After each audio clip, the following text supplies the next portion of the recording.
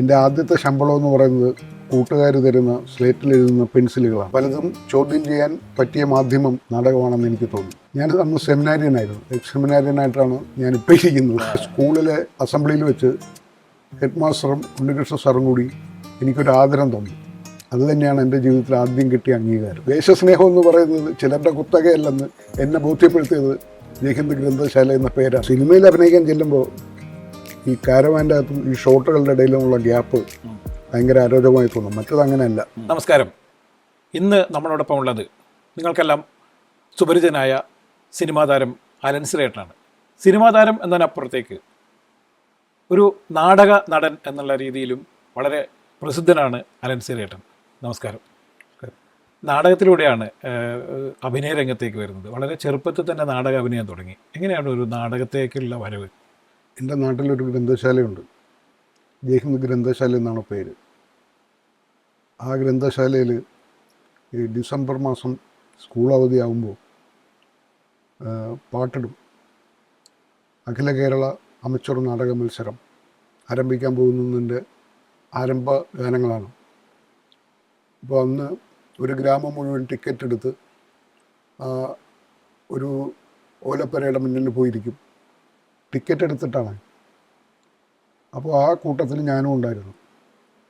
അത് എൻ്റെ അപ്പൂപ്പൻ ലെയോളോപ്പസിൻ്റെ മോറലായിട്ടുള്ള നാടക മത്സരമായിരുന്നു.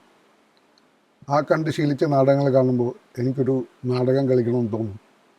അത് ഞാൻ സ്കൂൾ തുറക്കുമ്പോൾ എൻ്റെ കൂട്ടുകാരുടെ മുന്നേ 4ാം ക്ലാസ്സിൽ പഠിക്കുമ്പോൾ സമയത്ത് തന്നെ ഇൻ്റർവെൽ സമയത്ത് ഞാൻ വീട്ടിൽ നിന്ന് എനിക്കൊരു പെട്ടി ഉണ്ടായിരുന്നു, സ്ലേറ്റ് കൊണ്ടുപോകേണ്ട. അതിനകത്ത് എൻ്റെ അച്ഛൻ്റെ ഒരു മുണ്ടെടുത്ത് വെച്ചുകൊണ്ട് പോകും. അത് 2 കൂട്ടുകാരെ കൊണ്ടിങ്ങനെ തിരശ്ശീലയായിട്ട് പിടിപ്പിച്ചിട്ട് അതിൻ്റെ മുന്നിൽ നിന്ന് ഞാൻ നാടകം കളിക്കും. എൻ്റെ ആദ്യത്തെ ശമ്പളം എന്ന് പറയുന്നത് കൂട്ടുകാർ തരുന്ന സ്ലേറ്റിൽ എഴുതുന്ന പെൻസിലുകളാണ്. അങ്ങനെ തുടങ്ങിയതാണ് നാടക ഇഷ്ടം. ഏതാണ്ട് 5ാം ക്ലാസ് പഠിക്കുന്ന സമയത്ത് സ്റ്റേജിൽ കയറി. 4ാം ക്ലാസ്സിൽ തന്നെ സ്റ്റേജിൽ കയറി. ആദ്യത്തെ നാടകം ഏതായിരുന്നു? ആദ്യം ഞാൻ ആദ്യം ചെയ്ത ഒരു മോണാക്റ്റായിരുന്നു. ഒരു നാടക കലാമത്സരങ്ങളൊക്കെ ഉണ്ട്. അപ്പോൾ എന്നെ പഠിപ്പിച്ച ഒരു രാജൻ എന്ന് പറഞ്ഞ ഒരു അങ്കിളുണ്ട്. അദ്ദേഹം എന്നെ ഒരു മദ്യപാനിയായിട്ട് എനിക്ക് വേഷം തന്നു, മോണാക്ട് പഠിപ്പിച്ചു. അങ്ങനെ തുടങ്ങിയ അഭിനയ ജീവിതമാണ്. മദ്യപാനിയിൽ നിന്ന് തുടങ്ങിയ അഭിനയ ജീവിതമാണ്. ഈ നാടകം എന്ന് പറയുന്നത് ആളുകളുടെ മുന്നിൽ സിനിമ പോലെയല്ലല്ലോ, ലൈവായി ചെയ്യുന്നതാണ്. അപ്പം ഒരുപാട് ഒറ്റയ്ക്കുള്ള അഭിനയങ്ങൾ കാഴ്ചവെച്ചിട്ടുണ്ട്. പല സ്ഥലങ്ങളിലും തെരുവുകളിൽ ചെയ്തിട്ടുണ്ട്. അതൊക്കെ ഈ വളരെ ചെറുപ്പത്തിൽ തന്നെ കിട്ടിയ അനുഭവങ്ങളിൽ നിന്നായിരിക്കുമല്ലോ. തീർച്ചയായിട്ടും. ഞാൻ അത് തെരുവുകളിൽ അവതരിപ്പിക്കാൻ തുടങ്ങുന്നത് നാടകയോഗം രഘു സാറിൻ്റെ നാടകയോഗം എന്ന് പറയുന്ന തിയേറ്ററിൽ വർക്ക് ചെയ്യാൻ പോയപ്പോൾ കിട്ടിയ ഒരു ശീലമാണ്. അവിടെ നിന്ന് കിട്ടിയ പാഠമാണ്. അവിടെ നിന്നാണ് ഞാൻ എൻ്റെ പള്ളിയിലും തെരുവിലുമൊക്കെ ഇറങ്ങി. അന്ന് ഞാൻ സിനിമാക്കാരനല്ല, നാടകം കളിക്കാൻ തുടങ്ങിയത്. പലതും ചോദ്യം ചെയ്യാൻ പറ്റിയ മാധ്യമം എനിക്ക് തോന്നി. എൻ്റെ ശരീരം കൊണ്ട് ചെയ്യാൻ പറ്റുന്ന മാധ്യമം നാടകമാണെന്ന് എനിക്ക് തോന്നി. എനിക്ക് കവിത എഴുതാൻ അറിയില്ല, എനിക്ക് നോവൽ എഴുതാൻ അറിയില്ല, എനിക്ക് ചിത്രം വരയ്ക്കാൻ അറിയില്ല. നടൻ്റെ മാധ്യമം അവൻ്റെ ശരീരമാണെന്ന് അറിഞ്ഞുകൊണ്ട് തന്നെയാണ് എന്നെ പഠിപ്പിച്ച രഘു സാറിൻ്റെ ആ നാടക ശൈലി ഞാൻ പല തെരുവുകളിലും അവതരിപ്പിച്ച് തുടങ്ങിയത്. അത് ഒറ്റയ്ക്ക് കൂട്ടായും ചെയ്തിട്ടുണ്ട്. ഈ സ്കൂളിൽ സ്റ്റേജുകളിൽ അല്ലാതെ മത്സര നാടകങ്ങളുണ്ടല്ലോ, അതിലൊക്കെ എങ്ങനെ വളരെ സജീവമായിട്ടുണ്ടായിരുന്നു? എല്ലാ വർഷവും നാടക മത്സരങ്ങളിലൊക്കെ പങ്കെടുത്തിരുന്നില്ലേ? ഇല്ല, നാടക മത്സരങ്ങളിൽ അങ്ങനെ ഞാൻ പങ്കെടുത്തിട്ടില്ല. ഞാൻ പഠിച്ചത് സെൻറ്റ് ജോസഫ് സ്കൂൾ തിരുവനന്തപുരത്ത്. അവിടെ ഒരു മോണാക്ട് മത്സരം ഉണ്ടായിരുന്നു.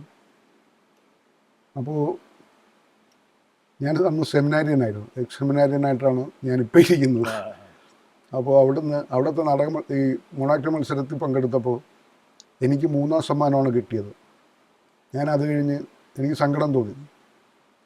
ഞാൻ നേരെ അവിടെ നിന്ന് എൻ്റെ അച്ഛനെ വിളിച്ചിട്ട് പറഞ്ഞു, ഞാൻ സെമിനാരി വിടുന്നു, എനിക്ക് സെമിനാരിൽ നിൽക്കാൻ താല്പര്യമില്ല. എന്നെ നിർബന്ധപ്രകാരം പോയതാണ്. അച്ഛൻ എന്നെ അപ്പം തന്നെ വന്ന് സെമിനാരിയിൽ നിന്ന് വിളിച്ചുകൊണ്ട് സെൻറ്റ് ജോസഫ് സ്കൂളിൽ നിന്ന് TCയും വാങ്ങിച്ച് ഇവിടെ കണിയാപുരം സെൻറ്റ് വിൻസെൻ്റ് ഹൈസ്കൂളിൽ കൊണ്ടുവന്നു. അപ്പോൾ ഞാനിവിടെ എത്തുമ്പോൾ എന്നെ കൊണ്ട് ജോയിൻ ചെയ്യിപ്പിക്കുമ്പോൾ ഇവിടെ കലാമത്സരം നടക്കുകയാണ്. ഇവിടെ മോണാക്ട് അവതരിപ്പിക്കണം. അപ്പം ഞാൻ ആദ്യം എൻ്റെ ക്ലാസ് റൂമല്ല അന്വേഷിച്ചത്, എൻ്റെ ക്ലാസ് ടീച്ചർ ആരെന്നാണ്. അപ്പോൾ ഒരു ഉണ്ണികൃഷ്ണൻ സാറായിരുന്നു. ഉണ്ണികൃഷ്ണൻ സാറിനോട് ഞാൻ ചെന്ന് പറഞ്ഞു, സാറേ ഞാൻ ഈ സാറിൻ്റെ ക്ലാസ്സിലാണ്, പുതുതായിട്ട് വന്നതാണ്, എനിക്ക് മോണാക്ട് മത്സരത്തിൽ പങ്കെടുക്കണം. അങ്ങനെ ഞാൻ ആ മത്സരത്തിൽ പങ്കെടുത്തു, സാർ അനുവാദം തന്നിട്ട്. അത് കഴിഞ്ഞ് അന്ന് കേരളത്തിലുള്ള സ്കൂളുകളെല്ലാവരും കൂടി മത്സരിക്കുന്ന, ഇത് ജില്ലയോ സബ് ജില്ലയോ ഒന്നും ഇല്ലാതെ മത്സരിക്കുന്ന ഒരു സമയമാണ്. ഞാൻ പോയി മോണാക്ട് അവതരിപ്പിച്ചു. എനിക്കിവിടെ ഒന്നാം സമ്മാനം കിട്ടി. ഞാൻ പോയി മോണാക്ട് അവതരിപ്പിച്ചപ്പോൾ എനിക്ക് അവിടെ ഒന്നാം സമ്മാനം കിട്ടി. സെൻറ്റ് ജോസഫ്സിൽ ഒന്നാം സമ്മാനം കിട്ടിയ കുട്ടിക്ക് കിട്ടിയില്ല. അതൊരു പ്രതികാരമായി. അത് വലിയ സന്തോഷമായി. ഞാൻ പിറ്റേ ദിവസം രാവിലെ പത്രം എടുത്ത് നോക്കി, എൻ്റെ പേരടിച്ചു വന്നിട്ടുണ്ടോ എന്ന്. ഇല്ല, മോണാക്ടിൻ്റെ റിസൾട്ട് അതിനകത്ത് പ്രഖ്യാപിച്ചിട്ടില്ല. പക്ഷേ സ്കൂളിലെ അസംബ്ലിയിൽ വെച്ച് ഹെഡ് മാസ്റ്ററും ഉണ്ണികൃഷ്ണ സാറും കൂടി എനിക്കൊരു ആദരം തന്നു. അത് തന്നെയാണ് എൻ്റെ ജീവിതത്തിൽ ആദ്യം കിട്ടിയ അംഗീകാരം. ഈ കോളേജ് പഠനത്തിന് ശേഷമാണ് പിന്നെ അമച്വർ പ്രൊഫഷണൽ നാടക രംഗത്തേക്ക് വളരെ സജീവമാകുന്നു. ആദ്യത്തെ പ്രൊഫഷണൽ നാടകം ഏതായിരുന്നു? അല്ല, അങ്ങനെ ആദ്യം പ്രൊഫഷണൽ നാടകമല്ല, ഇതെല്ലാം ഒരു എക്സ്പെരിമെൻ്റൽ തിയേറ്ററിൻ്റെ ഭാഗമായിട്ട് ചെയ്തതാണ്. CPI കൃഷ്ണകുമാർ എന്ന് പറഞ്ഞൊരു ബാങ്ക് ഉദ്യോഗസ്ഥനുണ്ടായിരുന്നു, സിൻഡിക്കേറ്റ് ബാങ്ക് ഉദ്യോഗസ്ഥൻ. അദ്ദേഹം തിരുവനന്തപുരത്ത്, കണ്ണൂരുകാരനാണ്, പയ്യന്നൂരുകാരനാണ്. അദ്ദേഹം തിരുവനന്തപുരത്ത് താമസിക്കുന്ന സമയത്ത് അദ്ദേഹം ഭരതഗ്രഹം എന്ന് പറഞ്ഞിട്ട് ഒരു സമിതി ഉണ്ടാക്കി. അപ്പോൾ അതിനകത്ത് ഒരു ദിവസം പത്രത്തിൽ, ഞാൻ യൂണിവേഴ്സിറ്റി കോളേജിൽ പഠിക്കുന്ന സമയം, ഡിഗ്രി പഠിക്കുന്ന കാലം, പത്രത്തിലൊരു വാർത്ത കണ്ടു, നാടക കളരി നടക്കുന്നു. അങ്ങനെ ഞാനൊരു കത്തിട്ടു, അഡ്രസ്സും കൊടുത്തിട്ടുണ്ടായിരുന്നു. അങ്ങനെ എന്നെ വിളിച്ചു, എനിക്കും കത്ത് തിരിച്ചു വന്നു. അങ്ങനെ അത് ജഗന്നാഥ സാറായിരുന്നു, മരിച്ചുപോയ ജഗന്നാഥ സാറാണ് നാടക ക്യാമ്പ് ഡയറക്ടറായിരുന്നു. അപ്പോൾ ആദ്യമായിട്ട് ഞാൻ നാടക കളരിയിൽ പങ്കെടുക്കുന്നത് ഭരതഗ്രഹത്തിലാണ്. ജഗന്നാഥ സാറിൻ്റെ കീഴിൽ CPI കൃഷ്ണകുമാറിൻ്റെ ഭരതഗ്രഹത്തിൽ. അവിടെ നിന്നാണ് ഞാൻ വളരെ പ്രധാനപ്പെട്ട പല വേഷങ്ങളും ചെയ്തത്. മത്തവിലാസം, ആൻറ്റിഗണി, അതൊക്കെ CPIയുടെ ഡയറക്ഷനിൽ ചെയ്ത നാടകങ്ങളാണ്. അവിടെയാണ് തിരുവനന്തപുരത്തെ നാടകക്കാർ എന്നെ ശ്രദ്ധിക്കാൻ തുടങ്ങിയത്. ഞാനിവിടെ നിന്ന് രാവിലെ അച്ഛൻ തരുന്ന ഉച്ചയ്ക്ക് കഴിക്കാനുള്ള ഭക്ഷണവും കൺസെഷൻ ടിക്കറ്റുമായിട്ട് ബസ്സിൽ കയറും, യൂണിവേഴ്സിറ്റി കോളേജ് ചെല്ലും. എന്നിട്ട് നേരെ ക്യാമ്പസ് തിയേറ്ററിലേക്ക് പോകും. ഞങ്ങൾക്ക് അവിടെ ഒരു ക്യാമ്പസ് തിയേറ്റർ ഉണ്ടായിരുന്നു. ഡോക്ടേഴ്സ് ജനാർദ്ദനൻ, മഹേഷ് പഞ്ചു, അൻവർ അലി, വാൾട്ടർ, അങ്ങനെ കുറേ പേര്, PK രാജശേഖരൻ, അവരൊക്കെ പഠിക്കുന്ന കാലമാണ്. ഞാൻ അവരുടെ ജൂനിയറാണ്.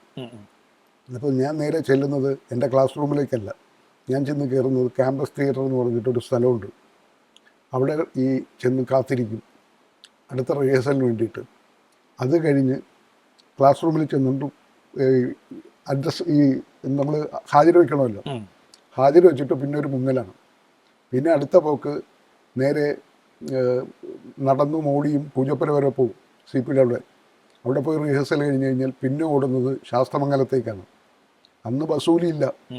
എനിക്ക് എൻ്റെ വീട്ടിൽ നിന്ന് അങ്ങോട്ട് പോകാനുള്ള, തിരുവനന്തപുരം വരെ പോകാനുള്ള കൺസെഷൻ ടിക്കറ്റേ ഉള്ളൂ. നടന്നും ഓടിയും അടുത്ത ചെല്ലുന്നത് സോപാനം, കവാലം സാറിൻ്റെ സംഘം. പിന്നെ അടുത്ത നടത്തം കരമന നാടകയോഗം. അങ്ങനെ നടന്നും ഓടിയുമാണ് ഞാനൊരു നടനായത്.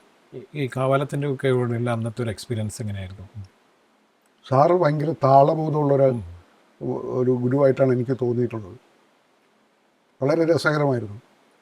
എനിക്ക് ആദ്യം അത് വഴങ്ങില്ലായിരുന്നു, ആ സ്റ്റൈലൈസ്ഡ് ആക്ടിങ്, ഈ ശരീരം കൊണ്ടുള്ള. അപ്പോൾ സാറ് എന്നോട് പറഞ്ഞു കഥകളി പഠിക്കണം, കളരി പഠിക്കണം. അപ്പോൾ എനിക്ക് മനസ്സിലായില്ല, എൻ്റെ അറിവില്ലായ്മയായിരിക്കാം, എന്തിനാണ് ഒരു നടൻ കഥകളി പഠിക്കുന്നത്? പിന്നെ കഥകളി പഠിക്കുന്നത് പിന്നെ കഥകളി നടനായ പോരെ, പിന്നെ കളരി പഠിക്കുന്നതും കളരി പഠിച്ചാൽ പോരെ എന്നൊക്കെ എനിക്ക് തോന്നി. പക്ഷേ പിന്നെയാണ് എനിക്ക് മനസ്സിലായത്, ശരീരമാണ് നടൻ്റെ മാധ്യമം. അതിനു വേണ്ടിയാണ്, ആ വഴക്കം കിട്ടാനാണ്, ആ ശരീരം ഉപയോഗിച്ചുള്ള അഭിനയമാണ്, വാചിക അഭിനയമല്ല നാടകം എന്നുള്ളത് മനസ്സിലാക്കി തന്നത് ഈ രഘു സാറും പണിക്കർ സാറും ഒക്കെയാണ്. ഈ നാടകത്തിൽ വളരെ സജീവമായിരിക്കുന്ന സമയത്ത് തന്നെ ഈ സിനിമയോടൊക്കെ ആ സമയത്ത് താല്പര്യം ഉണ്ടായിരുന്നോ? അല്ലെങ്കിൽ ഇല്ല, എനിക്ക് അഭിനയിക്കണമെന്ന് മാത്രമേ താല്പര്യം ഉണ്ടായിരുന്നുള്ളൂ. മാധ്യമം ഏതായാലും കുഴപ്പമില്ലെന്ന്. ഞാൻ സിനിമയിൽ അഭിനയിക്കണമെന്ന് ഞാൻ ആഗ്രഹിച്ചിട്ടേ ഇല്ല. അങ്ങനെ ആരോടും പോയി ചോദിച്ചിട്ടുമില്ല. ചോദിച്ചാലോട് പിണക്കം കൂടിയിട്ടുമുണ്ട് എന്നെ വിളിച്ചിട്ട്. ആദ്യത്തെ സിനിമ വന്നില്ല, പുറത്ത് വന്നില്ല അല്ലേ? ബക്കർ സാറിൻ്റെ പടമായിരുന്നു. അന്ന് ഞാൻ ഡിഗ്രി ഫൈനൽ ചെയ്തു. അപ്പോൾ സാറ് തിരുവനന്തപുരത്തെ കുറേ നാടക പ്രവർത്തകരെ കൂട്ടിയിട്ടാണ് ബക്കർ സഖാവ് ആ സിനിമ ചെയ്യുന്നു. അപ്പോൾ ആ സിനിമ റിലീസായില്ല. അത് കഴിഞ്ഞിട്ട് ചെയ്തതാണ് ദയ, വേണു സാറിൻ്റെ ദയ. അപ്പോൾ കുറച്ച് വർഷങ്ങൾ കഴിഞ്ഞല്ലോ. കുറേ വർഷങ്ങൾ കഴിഞ്ഞിട്ടാണ്. അവിടെ നിന്നാണ് ഞാൻ കുറേ സിനിമാ പ്രവർത്തകരെ പരിചയപ്പെടുന്നത്. എം പി സുകുമാരൻ നായർ, അങ്ങനെ കുറേ ഒരു സുഹൃത്സംഘം. എം പി സുകുമാരൻ നായരുടെ ജലാംശം മുതൽ ശയനം മുതൽ ജലാംശം വരെയുള്ള സിനിമകളിൽ ഞാൻ അഭിനയിച്ചു. അവിടെ നിന്ന് കിട്ടിയ പാഠമാണ് ഈ സിനിമയുടെയും ക്യാമറയുടെയും മുന്നിൽ അഭിനയിക്കാൻ പാടില്ല, നാടകം വരാൻ പാടില്ല എന്നുള്ളത്. അതിനെ ശീലിപ്പിച്ചത് എം പി സുകുമാരൻ നായരുടെ സിനിമകളിലുള്ള പാഠമാണ്. ഇതേ സമയത്ത് തന്നെ നാട്ടിലെ സുഹൃത്തുക്കളൊക്കെ ചേർന്നുകൊണ്ട് ഒരു നാടക സമിതി ഉണ്ടാക്കിയിട്ടുണ്ടായിരുന്നില്ലേ? അത് കുട്ടിക്കാലത്താണ്. അത് ഇവിടുത്തെ നാടകങ്ങൾ കണ്ടിട്ട്, ജയ്ഹിന്ദ് ഗ്രന്ഥശാലയുടെ നാടക മത്സരം കണ്ടിട്ട് ഞങ്ങളെല്ലാവരും കൂടെ, അയൽവക്കത്തുള്ള കൂട്ടുകാരെല്ലാവരും കൂടി ഞങ്ങളൊരു തിയേറ്റേഴ്സ് ഉണ്ടാക്കി. നേതാജി തിയേറ്റേഴ്സ് എന്നാണ് പേരിട്ടത്. വായനശാലേൻ്റെ പേര്. ജയ്ഹിന്ദ്. ഇവിടെ സുഭാഷ് ചന്ദ്രബോസിനോട് ഭയങ്കര ആഭിമുഖ്യമുള്ള ഒരു തലമുറ ഉണ്ടായിരുന്നു. അവർ സിംഗപ്പൂരിലൊക്കെ ജോലി ചെയ്തവരാണ്. അവരാണ് ഈ ഗ്രന്ഥശാല ഉണ്ടാക്കിയതും ഫണ്ട് മുടക്കിയതും. അന്ന് എനിക്ക് തോന്നുന്നു പഴയ കാലത്തൊക്കെ ഇവിടെ ചെറ്റക്കുടലുകളായിരിക്കാം. പക്ഷേ 1947 ഞങ്ങൾക്കൊരു വലിയ ഗ്രന്ഥശാല, ഓടിട്ട ഗ്രന്ഥശാല, ഇപ്പോഴും അത് നിലനിൽപ്പുണ്ട് അവിടെ. അത് അവർ നിർമ്മിച്ചു തന്നു. അത് അവർ സുഭാഷ് ചന്ദ്രബോസിനോടുള്ള ആഭിമുഖ്യം കൊണ്ടാണ് അതിന് ജയ്ഹിന്ദ് എന്ന് പേരിട്ടത്. അല്ലെങ്കിൽ ഏതെങ്കിലും വിശുദ്ധൻ്റെയോ പേരിടാമായിരുന്നു. അവരത് ചെയ്തില്ല. ദേശസ്നേഹം എന്ന് പറയുന്നത് ചിലരുടെ കുത്തകയല്ലെന്ന് എന്നെ ബോധ്യപ്പെടുത്തിയത് ജയ്ഹിന്ദ് ഗ്രന്ഥശാല എന്ന പേരാണ്. അങ്ങനെയാണ് ഞങ്ങൾ നേതാജി തിയേറ്റേഴ്സും തുടങ്ങുന്നത്. ഞങ്ങൾ സുഭാഷ് ചന്ദ്രബോസിൻ്റെ നേതാജിയുടെ ജന്മദിനത്തിന് ഞങ്ങളിവിടെ അപ്പുറത്തൊക്കെ തുറന്നു കിടക്കുന്ന സ്ഥലങ്ങളായിരുന്നു. അപ്പോൾ ഞങ്ങൾ കുട്ടികളെല്ലാവരും കൂടി ആരെങ്കിലും വിളിച്ചൊരു പന്തൽ കെട്ടും. എന്നിട്ട് ഞങ്ങൾ നാടകം അവതരിപ്പിക്കും സുഭാഷ് ചന്ദ്രബോസിൻ്റെ ജന്മദിനത്തിന്. അത് കാണാൻ ഈ നാട്ടിലെ പലരും വന്നിരിക്കും. പല നാടകക്കാരുണ്ട് ഇവിടെ, ഒരുപാട് നാടകക്കാരുണ്ടായിരുന്നു, ഒരുപാട് ഫുട്ബോളേഴ്സുണ്ട്. പക്ഷേ ഈ നാടകക്കാരൊക്കെ അവസാനം PSC ടെസ്റ്റ് എഴുതി ഏതെങ്കിലും സർക്കാർ ഉദ്യോഗത്തിന് പോകും. അതോടെ നാടകം തീരും. പക്ഷേ ഞാനത് തുടർന്നു, ഇപ്പോഴും തുടരും. അല്ല, പക്ഷെ അന്ന് നാടകത്തിൽ വളരെ സജീവമായി നിൽക്കുമ്പോൾ തന്നെ അത് നമുക്ക് ഒരു ഉപജീവനം എന്നുള്ള രീതിയിൽ നമുക്ക് ഏറ്റെടുക്കാൻ പറ്റുമായിരുന്നു? ഇല്ല, ഒരിക്കലുമില്ല. അത് വലിയ സങ്കടകരമായ ഒരു കാലഘട്ടമായിരുന്നു. സാമ്പത്തികമായി ഒരുപാട് കഷ്ടപ്പാടുണ്ടാക്കിയ ഒരു കാലഘട്ടമായിരുന്നു. അന്ന് ഞാൻ കല്യാണം കഴിച്ചിരിക്കുന്ന പെണ്ണ് ഞാനുമായിട്ട് പ്രണയത്തിലായിരുന്നു. അപ്പോൾ ഞാൻ അവളോട് പറഞ്ഞത്, ഞാൻ ജീവിതാവസാനം വരെ നാടകം കളിക്കും, വരുമാനം എത്ര കിട്ടുമെന്ന് എനിക്കറിയില്ല, അങ്ങനെയാണെങ്കിൽ നമുക്ക് വിവാഹം ചെയ്യാം. അവൾ സമ്മതിച്ചു. ഇപ്പോഴും അവൾ എൻ്റെ കൂടെ ഉണ്ട്. സുശീല ജോർജ് എന്നാണ് പേര്. അവൾ ഒരു സ്കൂളിലെ ഹെഡ് മിസ്സസ്സാണ്. അപ്പോൾ ഞാനിപ്പോഴും ഇവിടെ നാടകം കളിക്കുമ്പോൾ അവൾ നാടകം ചെയ്യരുതെന്ന് എന്നോട് പറഞ്ഞിട്ടില്ല. ഇവിടെ വന്നിരിക്കുന്ന കൂട്ടുകാരുടെയും അയൽക്കാരുടെയും കൂട്ടത്തിൽ അവളും മക്കളും വന്നിരുന്ന നാടകങ്ങൾ, ഞാൻ ചെയ്യുന്ന എൻ്റെ പ്രാന്തകൾ. ഇവിടെ എത്രയോ കൂട്ടുകാർ വന്നുപോയി നാടകം അവതരിപ്പിച്ച രംഗപ്രഭാതം എന്ന് പറയുന്ന വെഞ്ഞാറുമൂടിലെ രംഗപ്രഭാതത്തിലെ കുട്ടികൾ, അങ്ങനെ പല സംഘങ്ങൾ ഞാൻ ക്ഷണിക്കും, വരും, അവർ വന്ന് ഇവിടെ പെർഫോം ചെയ്യും. പിന്നെ എൻ്റെ കയ്യിൽ ഇപ്പോൾ സിനിമയിൽ നിന്ന് അഭിനയിച്ച കുറച്ച് പൈസ ഉള്ളതുകൊണ്ട് അവർക്ക് എന്തെങ്കിലും കൊടുക്കാൻ പറ്റുന്നുണ്ട്. കാരണം നാടകക്കാരുടെ വിഷമം എനിക്കറിയാം. ഈ സിനിമയിൽ വന്നു, അതിനിടയിൽ കുറച്ചു കാലം ഈ മിനി സ്ക്രീനിലും ഇതിലൊക്കെ കുറച്ച് വേഷങ്ങൾ ചെയ്തു. ഇതൊക്കെ വളരെ വ്യത്യസ്തമായ രീതിയാണ്. ഇതെല്ലാം ഒരുമിച്ച് കൊണ്ടുപോകാൻ പറ്റുന്നത് എങ്ങനെയാണ്? അതായത് നാടകം തീർത്തും മറ്റൊരു അഭിനയ സങ്കേതമാണ്, മിനി സ്ക്രീനിൽ വേറെയാണ്, സിനിമയിൽ വേറെയാണ്. ഇത് മൂന്നും ഒരേപോലെ കൊണ്ടുവന്നു. ഇപ്പോൾ നാടകം ചെയ്യുന്നുണ്ടല്ലോ. അതിനെനിക്കൊരു ഗ്രാമർ പറഞ്ഞുതരാൻ എനിക്കറിയില്ല. അതങ്ങനെ ഹാപ്പനിങ് സംഭവിക്കുന്നു. അത് ഞാൻ ഗുരുക്കന്മാരോടും ദൈവത്തോടും കടപ്പെട്ടിരിക്കുന്നു, അങ്ങനെ വ്യത്യസ്തനാകാൻ പറ്റുന്നതിൽ. മനസ്സിലായിട്ട് കഴിഞ്ഞ ദിവസം പറഞ്ഞു, ഞാനൊരു അഭിനേതാവാണ്, എൻ്റെ ക്രിയ എന്ന് പറയുന്നത് അഭിനയിച്ചു കൊണ്ടേയിരിക്കുകയാണ്, അത് എവിടെയായാലും എനിക്കത് വിഷയമല്ല എന്ന് പറഞ്ഞു. അപ്പം അഭിനയമാണ് എന്നുള്ളത് വളരെ ചെറുപ്പത്തിൻ്റെ അടുത്ത തീരുമാനമാണ്. അത് എപ്പോഴെങ്കിലുമൊക്കെ നമുക്ക് ഒരു വേണ്ടിയിരുന്നില്ല എന്ന് എപ്പോഴെങ്കിലും തോന്നിയിരുന്നു? ഇല്ല, ഒരിക്കലും തോന്നിയിട്ടില്ല. സിനിമയിൽ അഭിനയിക്കാൻ ചെല്ലുമ്പോൾ ഈ കാരവാൻ്റെ അകത്തും ഈ ഷോട്ടുകളുടെ ഇടയിലുമുള്ള ഗ്യാപ്പ് ഭയങ്കര അരോചകമായി തോന്നും. മറ്റത് അങ്ങനെയല്ല, മറ്റതൊരു നൈരന്തര്യമുണ്ട്. ഇത് ബ്രേക്ക് വരുമ്പോൾ നമ്മൾ അലസനാവും. അപ്പോൾ തോന്നിയിട്ടുണ്ട് ഒരു നാടകം ചെയ്താലോ. അങ്ങനെയാണ് ഇടയ്ക്കിടയ്ക്ക് സെറ്റിൽ നിന്ന് ഇറങ്ങിപ്പോയി നാടകം കളിക്കുന്നത്. അന്ന് കാസർഗോഡ് വെച്ചിട്ട് വലിയ രീതിയിൽ വാർത്താ പ്രാധാന്യം ഉണ്ടായതായിരുന്നു ഒരു തെരുവിൽ നിറച്ച ഒരു പ്രതിഷേധ നാടകം. എങ്ങനെയാണ് അങ്ങനെ അത് അവിടെ അങ്ങനെ പ്രതിഷേധിക്കണമെന്ന് തോന്നിയത്? അല്ല, അത് ഒരു പൊളിറ്റിക്കൽ ആയിട്ടുള്ളൊരു തീരുമാനം തന്നെയായിരുന്നു. കാരണം ഞാൻ അന്ന് എനിക്ക് ഷൂട്ടില്ലായിരുന്നു. ഞാൻ ലോഡ്ജിൽ താമസിക്കുമ്പോൾ ടി വിയിൽ വാർത്ത കണ്ടു. ഞാൻ നേരത്തെ പറഞ്ഞില്ല ഒരു സംവിധായകനായിട്ട് കലഹിച്ചു. അത് കമൽ എന്നാണ് നമുക്കറിയാവുന്നത്. പക്ഷെ ആ മനുഷ്യനെ കമാലുദ്ദീൻ എന്ന് വിശേഷിപ്പിക്കുകയും പാകിസ്ഥാനിലേക്ക് പോയിക്കൊള്ളാൻ പറയുകയും ചെയ്യുമ്പോൾ അതിൻ്റെ അകത്തുള്ള ഫാസിസം വളരെ ദുഷ്കരമാണ്. അത് ആ ഒരു മുട്ടുസൂചി പോലും നമ്മൾ സൂക്ഷിക്കണം. അങ്ങനെ എനിക്ക് തോന്നി ഒരു നാടകം ചെയ്യണം. എനിക്ക് കാസർഗോഡ് തന്നെ കളിക്കണമെന്ന് നിർബന്ധമുണ്ടല്ല, പിന്നെ കാസർഗോഡ് ആയതുകൊണ്ട് അത് അവിടെ പോയി ചെയ്തു. അപ്പോൾ ഞാൻ നമ്മുടെ എഴുത്തുകാരൻ സുഹൃത്തിനോട് വിളിച്ചിട്ട് പറഞ്ഞു എനിക്കൊരു നാടകം ചെയ്യണം, ഷാജി കുമാർ. അപ്പോൾ അവൻ പറഞ്ഞു ഞാൻ എൻ്റെ ഭാര്യയെ മനീഷയെ അങ്ങോട്ട് പറഞ്ഞു വിടാം, അവളോട് സംസാരിക്കുമെന്ന് പറഞ്ഞു. അപ്പോൾ അവൾ വന്നിട്ട് എന്നോട് പറഞ്ഞത് ചേട്ടാ കാസർഗോഡ് ഭയങ്കര അപകടം പിടിച്ച സ്ഥലമാണ്. ഞാൻ പറഞ്ഞു ഒന്ന് പോയി. തല്ലിയാണ് ഞാൻ നാടകക്കാരനായത്. എൻ്റെ അച്ഛൻ തല്ലിയാണ്. എനിക്ക് നല്ല തല്ലിൻ്റെ കുറവുണ്ട്. ആരെങ്കിലും തല്ലെങ്കിൽ തല്ലിക്കോട്ടെ. അങ്ങനെയാണ് ഞാൻ പോത്തനെ വിളിച്ചിട്ട് ചോദിച്ചു ഇന്ന് എനിക്ക് ഷൂട്ടുണ്ടോ? പോത്തൻ പറഞ്ഞു ഇല്ല. ഞാൻ വേറെ ഒന്നും പറഞ്ഞില്ല. ഞാനും മനീഷയുടെ കുറേ സുഹൃത്തുക്കളും കൂടി ഇങ്ങനെ റോഡിലൂടി ഇങ്ങനെ കൈലി കൊടുത്ത് ഇങ്ങനെ പോവുക. ഓരോ കടയിൽ നിന്ന് ഓരോ സാധനങ്ങൾ വാങ്ങിക്കും. PP വാങ്ങിക്കും, കിലുക്കം വാങ്ങിക്കും, ബലൂൺ വാങ്ങിക്കും. അങ്ങനെ ബസ് സ്റ്റാൻഡിൽ ചെന്നു. നാടകം നടന്നുകൊണ്ടിരിക്കുന്നു. നാടകം എന്ന് വെച്ചാൽ ഒരു ബസ് പോകുന്നു, ബസ്സിൽ കൈ കാണിച്ചു, അത് നിർത്തിയില്ല. പിന്നെ ഒരു ബസ് സ്റ്റാൻഡിൽ കിടപ്പുണ്ട്, ആൾക്കാർ നിറഞ്ഞിരിപ്പുണ്ട്. ഞാൻ അതിനകത്തേക്ക് ചെന്ന് കയറിയിട്ട് ഞാൻ പറഞ്ഞു ഇത് അമേരിക്കയിലേക്ക് പോകും. അപ്പോൾ പറഞ്ഞു ഇല്ല, എൻ്റെ പേര് അലൻസിയർ ലെ ലോപ്പസ്. എന്ന വണ്ടി പോർച്ചുഗീസിലേക്ക് ഞാൻ തട്ടിക്കൊണ്ട് പോവുകയാണ്. അപ്പോഴാണ് അവരെല്ലാവരും ശ്രദ്ധിച്ചത്, കുട്ടികളൊക്കെ. അയ്യോ ബേബിച്ചായനെന്ന് എന്നെ വിളിച്ചു. ഞാൻ പറഞ്ഞു ഞാൻ ബേബിച്ചായനല്ല, ഞാൻ അലൻസിയറാണ്. ഇവിടെ പലരെയും നാട് കടത്താൻ വേണ്ടിയുള്ള ശ്രമം നടക്കുന്നുണ്ട്.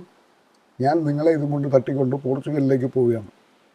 അപ്പോൾ ബാക്കിലിരുന്ന ഒരു അമ്മായിയപ്പൻ, ഒരപ്പൂപ്പൻ എന്നോട് ചോദിച്ചു സത്യമാണോ? എന്നാൽ ഞാനും വരണമെന്ന്. അപ്പം ഞാൻ ആ ബസ്സിൽ നിന്ന് ഇറങ്ങി. നിങ്ങൾ പോയിക്കോ പോർച്ചുഗലിലേക്കോ അമേരിക്കയിലോ, ഇത് ഞാൻ ജനിച്ച മണ്ണാണ്, ഇവിടെ നിന്നെ ആരും നാട് കടത്തിക്കലാണെന്ന് വിചാരിക്കല്ല. അങ്ങനെയാണ് ആ നാടകം അവസാനിച്ചത്. ഈ ദയയിലേക്കുള്ള ഒരു വരവ് എങ്ങനെയായിരുന്നു? അതായത് വേണുചേട്ടൻ ചെയ്ത സിനിമയാണല്ലോ ദയ. അതെ. മഞ്ജു വാര്യർ ഒരു ആൺവേഷത്തിൽ വന്നു. അത് ജോസ് തോമസ് എന്ന് പറഞ്ഞിട്ട് അദ്ദേഹം മരിച്ചുപോയി. ഏഷ്യാനെറ്റിലെ ഒരു പ്രൊഡ്യൂസറൊക്കെ ആയിരുന്നു. പിന്നെ PV അശോകൻ, അൻവർ അലി, ഇവരൊക്കെ വേണു സാറിൻ്റെ സുഹൃത്തുക്കളായിരുന്നു.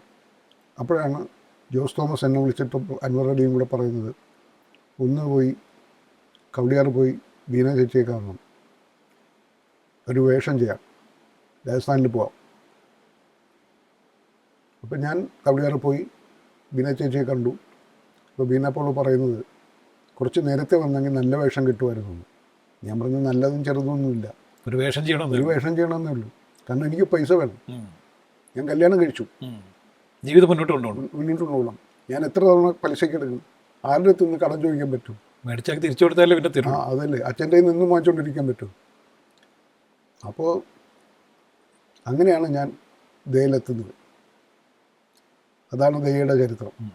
ദയ തന്ന ഒരു എക്സ്പീരിയൻസ് എന്താണ്? മരുഭൂമിയിൽ പോയി കാത്തിരിക്കണം, സൂര്യൻ വരണം. ഈ സൂര്യൻ്റെ ഒരു കളിയുണ്ട്. സൂര്യൻ ചിലപ്പോൾ വെളുപ്പാങ്കാലത്ത് 3 മണിക്ക് വന്നിട്ട് 4 മണി കഴിയുമ്പോൾ മുങ്ങിക്കളയും. ജനുവരിയിലായിരുന്നു ഷൂട്ട്. ഇരുട്ടാവും.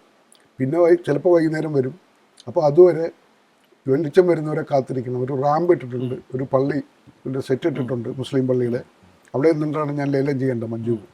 അപ്പം ഞാനിത് ഒരാഴ്ചയോളം, എനിക്ക് 2 ദിവസത്തെ ഷൂട്ടേ ഉള്ളൂ. ഞാൻ ഒരാഴ്ചയോളം റൂമിലിരുന്ന് ഈ ലേലം ചെയ്യേണ്ട ഡയലോഗ് മുഴുവൻ കാണാതെ പഠിച്ചു. അത് കഴിഞ്ഞ് ഒരു ദിവസം സൂര്യൻ വന്നു. അപ്പോൾ കയറിക്കോളാൻ പറഞ്ഞു എന്നോട്, വേണുചേട്ടൻ പറഞ്ഞു. അങ്ങനെ കയറി തുടങ്ങി. അങ്ങനെ ആദ്യത്തെ ചുവടിൽ തന്നെ ഞാൻ ഡയലോഗ് അങ്ങ് തുടങ്ങിയപ്പോൾ വേണുചേട്ടൻ പറഞ്ഞു ഞാൻ ആക്ഷൻ പറഞ്ഞില്ലല്ലോ. നമ്മുടെ മനസ്സിൽ നാടകമാണല്ലോ. അതെ, കയറിക്കോളാൻ പറഞ്ഞപ്പോൾ ഞാനങ്ങ് ഡയലോഗ് തുടങ്ങി. ഞാൻ ആക്ഷൻ പറഞ്ഞില്ലല്ലോ ഒന്ന്, താഴെ ഇറങ്ങണോ. അങ്ങനെ ഞാൻ താഴെ ഇറങ്ങിയിട്ട് കുറച്ച് കഴിഞ്ഞപ്പോൾ ആക്ഷൻ പറഞ്ഞു. അപ്പോൾ എനിക്കറിയില്ല ഈ ആക്ഷൻ പറയുമ്പോഴാണ് നമ്മൾ കയറേണ്ടതെന്നുള്ള കാര്യം. അങ്ങനെ മഞ്ജു വാര്യറുമായിട്ട് അഭിനയിച്ചു. അപ്പോൾ മഞ്ജു ഇങ്ങനെ ഒരു ലാസ്യവതിയായിട്ട് ആ റാമ്പിൽ ഇങ്ങനെ നടക്കുന്നുണ്ട്. മരുഭൂമിയിൽ നിന്ന് കുറേ ഒട്ടകങ്ങളും ഗ്രാമങ്ങളിൽ നിന്ന് കുറേ മനുഷ്യരും ജൂനിയർ ആർട്ടിസ്റ്റുകളായിട്ട് അവിടുത്തെ ഗ്രാമീണരും ഒക്കെ വന്നിരിപ്പുണ്ട്. വേണിച്ചേട്ടൻ എന്നോട് പറയാണ്, ഒട്ടകങ്ങളെയും ആ പൊട്ടരെയും വിളിച്ച് എണീപ്പിച്ചോളണമെന്ന്. അവർക്ക് മലയാളം അറിയാമോ? അപ്പോൾ ഞാൻ ബഹളത്തോടുകൂടി അങ്ങോട്ടും ഇങ്ങോട്ടും ഓടിച്ചാടി ഈ ലേലം വിളി തുടങ്ങുമ്പോൾ ഒട്ടകം എണീക്കുന്നു, ഗ്രാമീണർ എണീക്കുന്നു, എല്ലാവരും ഈ റാമ്പിന് ചുറ്റും വന്നു കൂടി. അങ്ങനെ സൂര്യൻ പോയി, കട്ടും പറഞ്ഞു. അങ്ങനെ ആ ഷോട്ട് അവസാനിച്ചു. ഞാൻ വീട്ടിൽ വരുമ്പോൾ ഞാൻ വിചാരിച്ചത് എന്താണെന്നറിയോ, ഇതോടെ ഞാൻ വലിയ സ്റ്റാറാവും. സിനിമ ഡബ് ചെയ്യാൻ വേണ്ടി വിളിച്ചു.